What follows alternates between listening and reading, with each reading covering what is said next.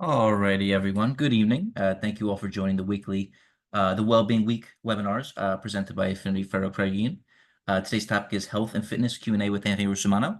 My name is Nicholas Vitaliano, and I am the Wellbeing Communication Specialist here at Affinity. Today's presenter is Anthony Russomano, founder of Mana Wellness and personal health coach for exercise, nutrition, and lifestyle. As a reminder, this webinar is being recorded, and the link to watch the presentation, again, will be shared with you all in a follow-up email that will be sent out soon. Also, if you have any questions you'd like to ask during the presentation, feel free to use the Q&A option on your panel, and we'll be more than happy to address it at the end of the webinar. Thank you. Take it away, Anthony. Awesome. Thank you so much, Nick. And this feels like I'm at home. I love it. I missed this after doing the 6 series webinar. I'm so happy to be back. So thank you for having me. I'm more than happy to being a partner for the Wellbeing Week, especially focusing on the physical well-being component. So the challenge that I had with this Wellbeing Week, with having 45 minutes to encompass all of health, was just that, right? We have so much information about health, about wellness, whether it's exercise, nutrition, sleep, mental health. Each of those categories had its own webinar during that 6 series webinar. So to incorporate all of it into one, I did my absolute best. So that is what we are going to go through for you today. And what those 6 things that I was talking about are the 6 essential habits to simplify your health journey. Like I said, there is a lot of information out there, whether that is exercise, or nutrition, sleep, and mental health. But the toughest part about all that information is that there's facts, there's fictions, there's myths. Who do we trust? Can we trust? This was one of my biggest challenges when I was trying to start my own health journey. So what I did after all of these years of going through it on my own is I created these 6 essential habits, full transparency for myself, because I was getting overwhelmed and I couldn't get consistent. I'm sure many of you have heard that one of the biggest things for a healthy life is consistency, right? We need to do these habits over time. And that's where I think the simplicity of these 6 essential habits come into play. All right, so we're going to simplify everything out there about health into daily habits that you can work on today. Let me emphasize that these 6 daily habits are something for you to shoot for. They're not an all or nothing, right? You're not going to hit these every single day, and that is okay. That's part of this journey. 4 years into this, even as a health coach, I still don't do each of these every single day, but I try to do them as much as I can the majority of the time. All right, so for each of the 6 essential habits, we're going to go through the benefits for it. We're going to go through what could potentially occur if we don't do the activity, and then a solution slash practical application so that you can walk away with as well. So one thing to note is that a lot of these benefits and or consequences to each of these 6 essential habits are very, very similar. And there's a reason for this. And that's why these are the 6 essential ones, because they all affect our health one way or another. All right. And then like Nick said, at the end, we'll do an open Q&A. So please put the questions in the Q&A box, whether they're questions specifically on the 6 habits or just any health question in general. So let's jump in to the first of the 6 essential habits to simplify your health journey, and that is to limit sitting to 6 hours per day. All right, why did I say 6 hours per day and limit sitting? Because I'm sure most of you have heard of a step goal. I love step goals. I personally have a step goal too. But the step goal is tough, especially if you're just getting started or if you're very well into your journey. You're going to have different goals compared to that person. What I love about not using a step goal and using a sitting goal to not and to shoot for, or I should say a standing goal to shoot for, is that because even for me, many times when I work, I work in front of a computer, I do some in-person training, but a lot of it is in front of a computer, just like many of you. And I would use my standing desk all day, but I still wouldn't hit my step goal, right? I would still be around 5 to 7,000 steps, but I was standing all day. So that was one of the most important things when I said, okay, let me focus on limit sitting to 6 hours per day, not necessarily getting the steps. Now, that still want to emphasize the importance of getting those steps in, but this will help you do that. So benefits, if we do limit our sitting to 6 hours per day. These are many of the health benefits that you've probably heard of, right? Improved weight management, reduced risk for chronic disease and conditions, improved energy and focus, improved mental health overall, right? Reducing stress, anxiety, and depression, improved cardiovascular health, and also a very big one is improved posture that I wanted to throw in there. Consequences, the potential things that could happen if we do not limit our sitting time, right? The main thing is all of those that I just mentioned as benefits, flip those in reverse, and those are the consequences of a sedentary lifestyle, a lifestyle where you're sitting a lot.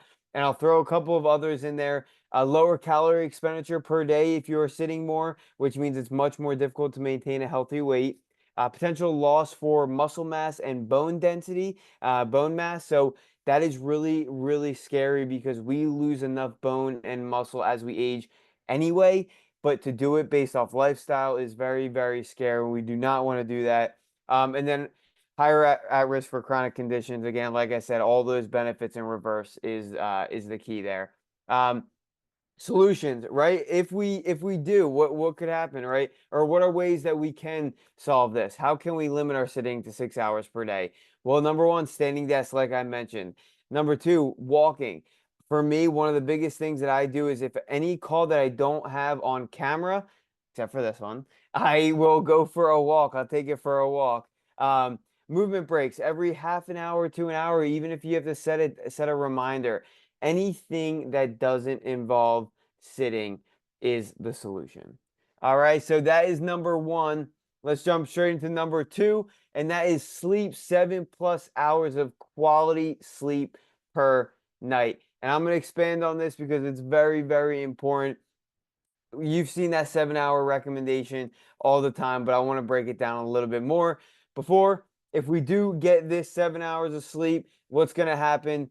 Improve physical and mental recovery, right? This is very important, especially in the deep and light stages of sleep. Improve hormone regulation, better mood and mental focus, reduce risk for chronic conditions. These are all things I mentioned when it came to limit sitting time. Very similar. So those are the benefits. Consequences that are very specific to sleep deficiency is fatigue. Big one is poor mental function, right? This goes into decision making on a daily basis, emotional control, stress management. If you're seeing any correlation with um, not great outcomes in any of those decision making, emotional control, and stress management, sleep is something you really want to think about. You'll notice that on days where you don't get great sleep, you might be a little grumpy more than the days that you do. So it is a direct correlation. And then increased risk for weight gain and disease, just like limit sitting time as well. Solution to this. All right, so yes, of course, solution is to get more sleep, but that is way easier said than done. What I like to focus on is what's called QQRT, and this is actually from one of my favorite doctors out there called his name is Dr. Matt Walker, and he came up with this where it's not just focusing on the quantity of sleep, right? That's 7 hours per day, but also focusing on three other components: the quality, right? And the quality is the type of sleep that we're getting. So that's, like I said, getting both light and deep sleep, NREM and REM sleep, all the stages. Regularity, which is having a consistent bed and wake up time. This might be one of the most important things when it comes to sleep. Obviously, quantity and quality are very important, but your sleep regularity, how consistent you go to bed and wake up at the same time, and yes, unfortunately, that does mean on weekends, is one of the best things that you can do to reap all of the benefits above. All right. So regularity, consistent bed and wake up time. And then the last one is timing. So timing is the time that you wake up and go to sleep. You want that to match with your circadian rhythm, right? So not only do you want to consistently go to bed and wake up at the same time, but what time are you consistently going to bed and waking up? The whole night owl and morning lark is a real thing. If you are a night owl, someone who stays up really late because you're just not tired, that is okay. You just have to make sure that you're waking up later in the day to account for that. So you do get enough quantity of sleep so you can get the quality both NREM sleep, and then you're getting the best of both worlds. All right, so quantity, quality, regularity, and timing for sleep. Moving on to number 3, consume 1 gram of protein per pound of ideal body weight. This is a very general recommendation that you've probably seen out there in terms of how much protein to intake per day. Now, this is the ideal, right? Which means if you're not used to consuming protein, take your time. You're not going to just tomorrow hit 1 gram per pound of ideal body weight. It is very tough to do. For example, someone who is 150 pounds, they want to consume 150 grams of protein per day. That's the goal. If we do this, what are the benefits of a high protein diet? Maintain muscle mass or even potentially gain muscle mass. Like I said, we unfortunately lose muscle mass as we age just due to getting older. So the more that we can maintain and even potentially gain muscle mass is a very key ingredient to longevity. Improve metabolism, right? We're going to be able to be burning more calories. So something that not many people know is the more muscle mass that we maintain or even gain means the more calories that we burn throughout the day without doing anything outside of exercise. So if you want to increase your daily calorie expenditure, more muscle mass. All right. And that's what I mean by improved metabolism. And then protein is very, very satiating. If you ever had a meal and you started craving something right away, right after, maybe you had a meal that was higher in carbs and higher in fats with not a lot of protein, and you were just still hungry after, well, that is because it was missing protein. Protein is the most satiating macronutrient. So getting enough protein in each meal is very important. If we don't, well, let's flip those in reverse, right? We're more susceptible to muscle loss. Recovery from workouts, if you are working out, is going to be slowed down as well. And then, like I mentioned, with protein being the most satiating macronutrient, if you're not getting enough protein, you're going to be hungrier. It's going to lead to potentially overeating. And then it's going to make that journey, especially if that journey is weight loss, much, much more difficult. All right, so solution. My solution for you is yes, 1 gram of protein per pound of ideal body weight. But how? This is how I want you to think about this. Don't just try to get those in one meal. Break it down per meal, right? So you want to take your protein goal, and a general rule of thumb that I like to say is divide that into 4 or 5 meals. And when I say meals, that doesn't mean big real meals. Two of those meals could be snacks, protein shake, protein bar, whatever that may be. But divide it up into how many meals that you can get throughout the day, and that is your protein goal per meal. All right. So that is number 3, consume 1 gram of protein per pound of ideal body weight. Number 4, very similar, but we're going to make it water. Drink half an ounce to 1 ounce of water per pound of ideal body weight. All right, so if we do, I know we all know the benefits of water, but I want to get a little bit more specific. If we do drink this amount of water, we're going to be quite literally hydrating our body. We are made up of we are made up of water. Our body is made up of cells, and our cells are running off of water. They fluctuate water inside and out, and this is the only reason that we are living, right? Not only on top of that, of course, hydrating our muscles, our joints, improving digestion is big, and we will see more energy because of the benefits with water at a cellular level. All right, if we do not, what could potentially happen? Dehydration, right? What does dehydration lead to? Headaches is one of the biggest one, migraines, and then also reduce physical and mental performance as well, right? We're not giving our body the necessary hydration that it needs in order to do the normal daily function stuff. So I know we all know the importance of water, but I want to emphasize that solution again. Don't just take your water goal of, I'll use the same example, 150 pounds is 150 ounces. That's a lot of water. 1 gallon of water is 128 ounces. Don't just try to consume that right away. You're going to feel very, very full. So I want you to do is same thing that we did for the protein for the meals. I want you to divide it up. Always be carrying around a water. Take sips constantly throughout the day. Drink before your meals, drink after your meals. Set reminders on your phone. So many different ways that you can make sure you get your water in. All right. Number 5. resistance train 2 times per week. All right. So this is a minimum. That recommendation is a minimum. The more, the merrier, of course. But there is a limit to that. But if we do resistance training, when I say resistance training, what do I mean? All right. Anything that involves an external weight, an external force, or an external load, meaning a resistance band, a dumbbell, a kettlebell, those are the free weights. It could be a machine. There is so many different things. Anything that is not just body weight. All right. And the reason for this is because of generating that force on the muscle is very, very good for us. And that goes into the benefits. Increasing strength, right? That's because we are having an increase in muscle and we are increasing the size and strength of our bones as well. I mentioned this with protein, but resistance training also increases your metabolism. How come? Because just like protein, how it is going to maintain or even gain lean muscle, well, that is what resistance training does too. So the more you resistance train, the more you maintain or gain lean muscle, well, the more calories you are going to burn regardless of that exercise, right? Outside of that exercise, you're not only going to burn more calories during the exercise, but also outside of it as well. All right. Same consequences with protein if we are not resistance training, potential loss of muscle and bone. And then one of the big ones for resistance training is weakness, brittleness, which leads to a higher risk of injury. And that is especially important as we age. All right. So, solution, start with, if you need to, start with body weight exercises. That's going to do you a lot of good. All right.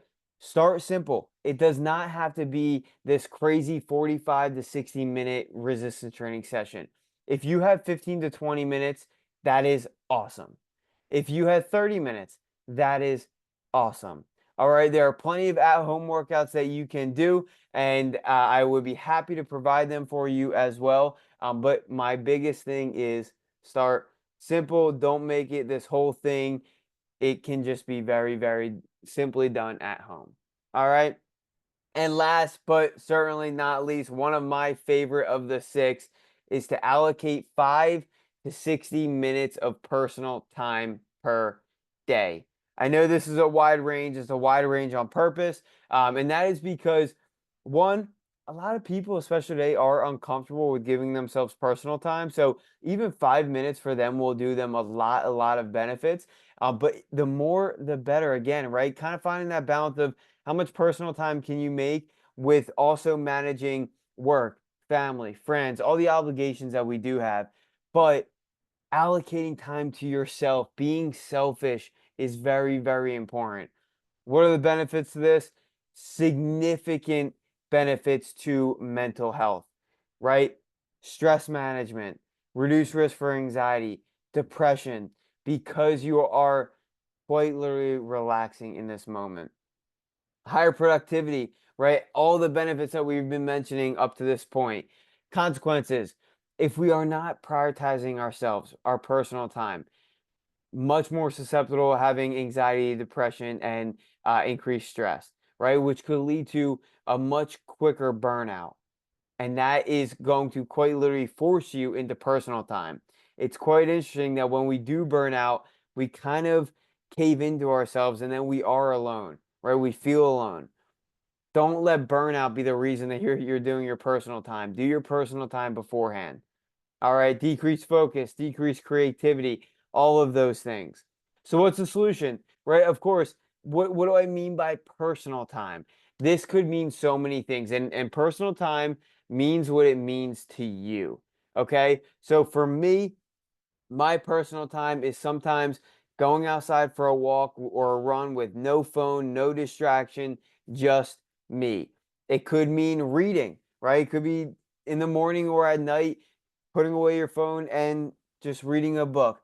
It also doesn't mean getting off the internet or television. If television and your phone is what relaxes you, then that is okay too, right? Our goal for personal time is to reduce stress, is to increase our mental clarity, is to focus on ourselves. So, whatever activity that is for you, that's what I want you to do. Now, I will add in here one of the best things that you can do for your personal time, and that's why there's a big sun on the screen, is to get outside. Sunlight is an activity that I could have as its own of the six. Maybe we should add a seventh and just make sunlight because it will be that much of a difference maker for your health. All right. So those are the six things. If you have any questions, please put them in the question box. And then please read a little bit more about my company, Mono Wellness. I'm happy to answer any questions about the platform as well. And you're more than welcome to scan that to learn more about it as well, too. So I will answer any questions you guys have. Perfect. Thank you, Anthony. We actually have a bunch in the chat right now. Our first one here.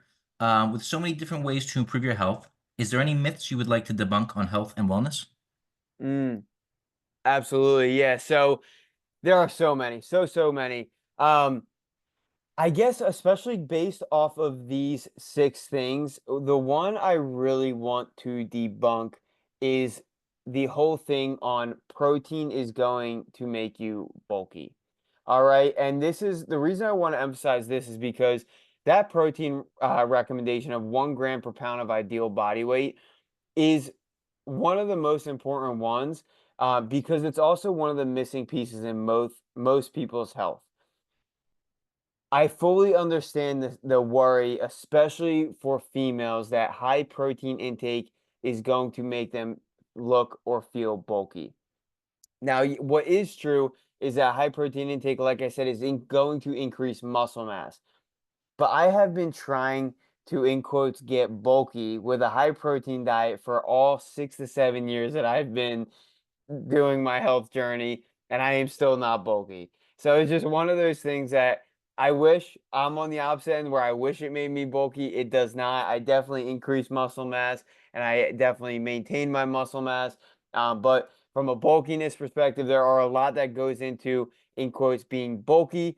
Resistance training is one of them. And the other main piece to that is doing it for 10 plus years.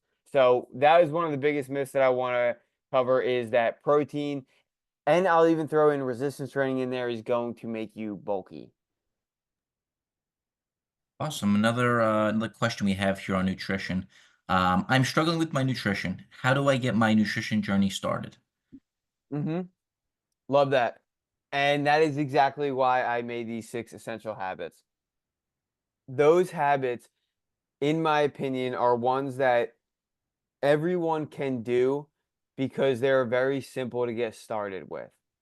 And I don't want you to do all six every single day. My goal for you is to write down these six things, whether you write them down every single day or you have like a daily habit tracker, and just start checking them off when you do them. See how many you can get. If you get all six, that is awesome. If you only get two, that is okay. Because what's going to happen over time is these are going to become a habit. Right now, these are just tasks, these are just activities. For me, they're now a habit. They're things that I don't even have to think about doing because I've been doing them for a very long time. So start off as a task list with these six things. Don't worry if you don't get one. Just very simply try to stack as many as you can for the majority days of the week and see how long you can do it for. And I think that would be the perfect way to get started. And another one here is adding flavors to my water okay, so I'm able to get my correct water intake per day. Absolutely. So I would just be careful when you say flavor. So there's levels to this. So flavor, for the most part, is sugar, any kind of sweetener. So we don't want to add sugar into our water. That's what we're trying to avoid, especially when it comes to the sodas, or any of the other fruit juices, the other sweet drinks. So non-sugar sweeteners, I will say, are okay. Obviously, water is the best, and then I'll go through some natural sweeteners. But if you are going with the artificial sweeteners, that is okay because it's better than actual sugar. All right. And what I mean by artificial sweeteners are going to be like any kind of 0 calorie sweetener, whether it's the ones that we put in our coffee, or I know that there's like 0 calorie iced teas, lemonades, those kind of things. Those are okay. That is a great next step. The next progression from the artificial sweeteners would be natural sweeteners. Natural sweeteners are going to be lemon, lime. You can actually muddle some fruits and or even berries and put them in there as well. Those will be natural sweeteners, and then obviously water would be the following progression. So I'll think about it that way. Number one is to get off the actual sugar. So that would be going to either artificial sweeteners or natural sweeteners. And then I would recommend trying to get the majority of your fluid intake per day with just pure water while throwing in those sweetened beverages in between, non-sugary sweetened beverages. Gotcha. Another one here. Can you share tricks to increase my sleep habits and how I can get to sleep quicker at night? Mhm. Yes, love this. So one of one of my best advice I can give when it comes to getting the right amount of sleep, and this goes off the QQRT analogy that I mentioned, is actually setting a bedtime alarm clock. And the reason this is the regularity part of that QQRT is that this is going to be a reminder for you to get to bed. And when I say a bedtime alarm clock, for me, my bedtime alarm clock is my indicator of, all right, it's time to wrap up whatever you're doing and start your nighttime routine. So I should call it a nighttime routine alarm clock, because once my nighttime routine starts, then it's a pretty consistent schedule until I go to bed. I have a few things that I complete off my checklist, and then I'm right to bed, right to sleep, and my body's prepared for that. So first off, I would set nighttime bed a nighttime alarm clock. And then a few other things. I mean, I'm sure we've all heard of it, but one of the worst things that we can do is have our phone in bed. The main reason for that is because of using it right before bed, but also using it when we wake up as well. So what happens is when we use it right before bed, we're obviously the main thing is we're getting blue light into our eyes, which is actually going to keep us awake. I mentioned getting sunlight earlier, and the reason that sunlight is so good is because sunlight resets our internal clock, right? So then we get tired at the right time, we're awake at the right time. But when we are looking at these lights while we're trying to go to bed, our body thinks we are staying awake, right? It thinks it's the sun. So it thinks that we're supposed to stay awake, and it's going to disrupt our sleep. It's also going to disrupt our phases of sleep as well. If you're one that has no problem going to sleep while watching TV or on your phone, that's not necessarily the problem. The problem is the type and phases of sleep that you're getting. So, definitely something to think about. So I would say, oh, and then I want to touch on when you wake up. The reason why having your phone in bed for waking up is a anticipation feeling, right? When we are waking up, we are anticipating number one, maybe our alarm, but also just anticipating a text message, getting on social media. It is not good. So I would say another thing is reducing your light exposure in general, but especially your blue light exposure from any kind of technology. There's a couple of others, of course, like the blackout curtains. Artificial light's a big one for me, especially with the time changing. It's going to be dark already at 5:30. So trying to reduce your artificial light as you get closer and closer to bed is important. And then morning sunlight as well. I will throw in there as even as a bedtime tip is to get morning sunlight. Gotcha. Another one here we have is out of the six habits, which one should I focus on as a person just starting out in their health and well-being journey? Yes, great question. If I had to pick one, it would be number one. And that would be to reduce your sitting time. Reason I choose that one is because movement is so important. I emphasize a lot, and we emphasize this in the 6 series webinar, the difference between movement and exercise. And for example, in this, number one to the first of the six is to reduce sitting, right? That's movement. What we saw in number 5, which was the resistance training one, that's exercise. And there's two of those in there for a reason. So, in my opinion, daily movement is one of the best things that we can do for our body. And I'm not just talking from a weight management perspective. We are meant to be moving. We are not meant to be sitting for these prolonged periods of time. And then the last thing I'll add, this is something that we learned so much when I was in grad school, was how the impact reducing your sitting time is on chronic conditions, specifically cardiovascular disease, cancer, dementia, is unbelievable. There is not more of a correlation between two variables in any study than sitting time and all-cause mortality. So that is why I would say number one would be to reduce your sitting time or increase your daily movement. Alrighty. So we have one last one here. How do I get my mental mindset right with added stress coming from work and finances? Hmm. Love that. And that would be, in my recommendation, would be number 6, to allocate 5 to 60 minutes of personal time. And I know you mentioned work, and that's probably a time stress too. So it's not 60 minutes, maybe it is just 5 minutes. But allocating 5 minutes to where even if you are just sitting down, whether you throw in your headphones or not, and just doing breathing exercises, just doing a little bit of meditation, just thinking, relaxing, and just letting go of everything, that could be done in less than 5 minutes. And the impact that has on stress levels, anxiety, depression is unbelievable.